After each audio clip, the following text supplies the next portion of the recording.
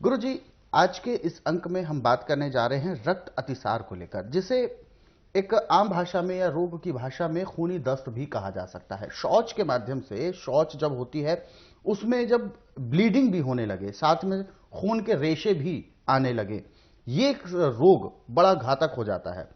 सबसे पहले मैं जानना चाहूंगा कि इसके लक्षण क्या क्या होते हैं और इसके दुष्प्रभाव क्या क्या हैं।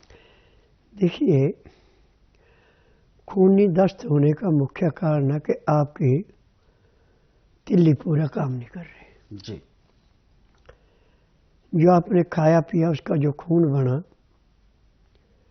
और गुर्दे ने जो तिल्ली को दिया उसने सभी कार्य किया, फेंक दिया, तो टट्टी के रास्ते वो बाहर आ जाए। अब इससे खून में तो कमी आती है, आर्थिक और मानसिक कमजोरी बहुत ज़्यादा होती है और इससे फिर कई किस्म के रोग पैदा हो जाते हैं। एक रोग कई किस्म के। अब इसमें उपचार के लिए हमें कहीं जाने की जरूरत नहीं है, घर में सारी चीजें हैं। यदि आपने आंवले का रस घर में रखा है तो 2 चम्मच आंवले का रस, 1 चम्मच गाय का घी, 2 चम्मच शहद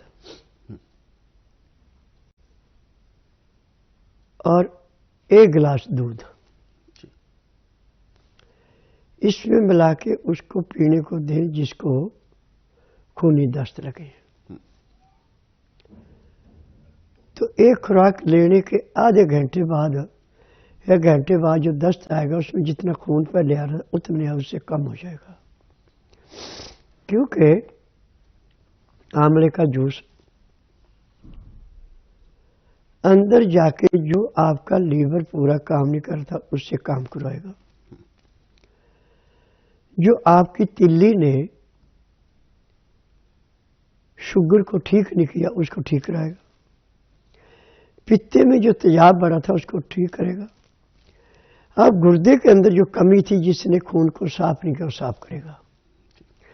अब साफ खून जब तिल्ली को मिलेगा तो तिल्ली उसको उल्टा फेंकेगी नहीं, वो दिल को देगी, दिल को ऑक्सीजन मिलेगी, खून साफ होकर शरीर में जाएगा, खूनी दस्त कहाँ से आएगा। परंतु अब इसमें खान पान का ध्यान देना।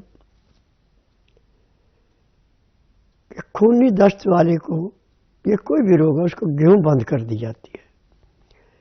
गेहूं की जगह जौ, चना, सोयाबीन, मूंग, मोठ, बाजरा,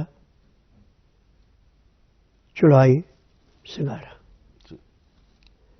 ये चीजें अपनी इच्छा के अनुसार कम ज्यादा ले सकते हैं। परंतु अजवाइन 50 ग्राम भून करके, तिल 100 ग्राम भून के इसमें जरूर मिला लें। अब इसका जो आटा पिसाना आपने पहले सब नाजों को अलग अलग धो ले, सुखा ले, तो इसका आटा ऐसे पीसना है जैसे नदी के किनारे का रेता सरकता है। और जितनी आपको भूख है उतना आटा लेके उसको सख्त गूंद के खुले पानी में रख देना। इतने में आपने दाल सब्जी जो भी खानी है वो बना लें। दाल सब्जी जो भी आपने बनानी है, मिट्टी का बर्तन हो तो सोने पे सुहागा, नहीं तो पीतल का कलाईदार या तांबे का कलाईदार या स्टील का बर्तन ले लें। अमोनियम के बर्तन में न कोई चीज खानी न कोई चीज लेनी, इतना ध्यान रखना। अब खाना खाते समय 2 गिलास गर्म पानी, लहसुन प्याज अदरक का रस मिला के पीना अति आवश्यक है। उसका नियम है कि आपने ताज़ा ताज़ा गर्म गर्म खाना 2-4 गिराए खाना खाया, फिर 2 घुट पानी पिया, फिर 2-4 गिराए खाना खाया, 2 घुट पानी पिया।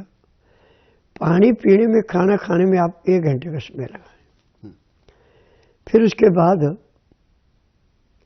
दांतन को उड़ा करके 5 मिनट के लिए वज्रासन बैठे। 5 मिनट के बाद दिन का टाइम है तो 10 मिनट आप थोड़ा सा घूम लें। फिर 20 मिनट के लिए सब आसन लेटे। 5 मिनट के लिए बाईं साइड कर उठ लें, 3 मिनट के लिए दाईं साइड कर उठ लें। अब उसके बाद आपके शरीर में इतनी चुस्ती आएगी जैसे आप 8 घंटे की निंद्रा पूरी करके उठे। अब इस नियम को यदि आप अपना लेते हैं तो मैं दावे से कह सकता हूं कि आने वाले कुछ सालों में हॉस्पिटल, नर्सिंग होम, डॉक्टर, नर्सें मिलेंगी, परंतु रोगी नहीं मिलेगा। जी। तो दर्शकों, ये सारी चीजें जो आपको अभी बताई गई हैं, ये वास्तव में हम सभी के लिए रामबाण उपचार का काम करने वाली हैं, क्योंकि अक्सर घरों में जब हम अपने दैनिक जीवन में होते हैं तो ऐसी समस्या हमारे साथ कभी ना कभी उत्पन्न हो जाती है। पेट में कुछ ऐसी गड़बड़ें उत्पन्न हो जाती हैं जिस वजह से खून आने लगता है शौच में, जिसके कारण से कई प्रकार के रोगों की संभावना बढ़ जाती है।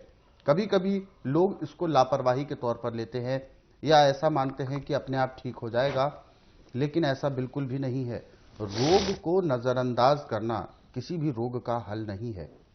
रोग को यदि ठीक करना है तो गंभीरता से लेते हुए उसका उपचार करना जरूरी है, और उसके लिए जरूरी है जानकारी का होना। तो इस कार्यक्रम के माध्यम से जो जानकारी, जो उपचार आप तक पहुंचाए जाते हैं, उनको आप ध्यानपूर्वक समझते हैं, लिख कर रख लेते हैं, तो जीवन भर ये नुस्खे आपके साथ बने रहते हैं और आप अपना उपचार घरेलू तौर पर भी कर पाते हैं। ऐसे ही घरेलू नुस्खों का खजाना यदि आप जानना चाहते हैं, पढ़ना चाहते हैं, तो स्वस्थ विचार पुस्तकों के जरिए आप पढ़ सकते हैं। इन पुस्तकों को रोजाना 10 से 15 मिनट भी आप पढ़ते हैं, अधिकांश रोगों को आप घर बैठे ही दूर कर सकते हैं, क्योंकि पुस्तकों की सबसे बड़ी विशेषता है इनमें इस्तेमाल की जाने वाली जो औषधियां हैं वो आमतौर पर आपके रसोई घर में ही उपलब्ध होती हैं। तो आपको बहुत ज्यादा जद्दोजहद भी नहीं करनी है, पुस्तकें पढ़नी है रोजाना 10 से 15 मिनट, और यह समझें कि ये पुस्तकें आपके घर पर हैं और आप इनका अध्ययन करते हैं, तो एक वैद्य 24 घंटे आपके साथ आपके घर में उपलब्ध है इन पुस्तकों के रूप में। पुस्तकें आप कोरियर या डाक के माध्यम से मंगवा सकते हैं। इसके लिए आपको हेल्पलाइन नंबर्स पर कॉल करना होगा। कॉल करने का समय है सुबह 10 बजे से लेकर शाम 5 बजे के बीच में। नंबर आपके टीवी स्क्रीन पर है। और दर्शकों, आप इस कार्यक्रम से संबंधित कोई भी जानकारी लेना चाहते हैं या आप स्वस्थ विचार आश्रम से संबंधित कोई जानकारी लेना चाहते हैं, तो उसके लिए भी आप दिन में कॉल कर सकते हैं हेल्पलाइन